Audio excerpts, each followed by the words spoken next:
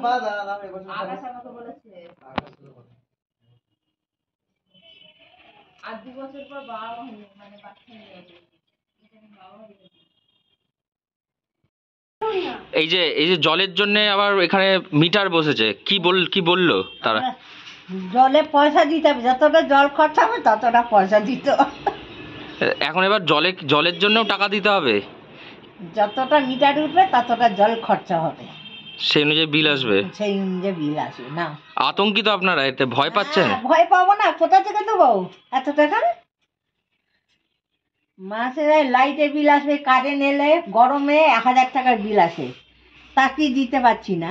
আবার জলের দেবো, আবার এতে দেবো, পৌরসভা মিউনিসিপ্যালিটির ট্যাক্স দেবো, কোথা থেকে পাবো আমি এত?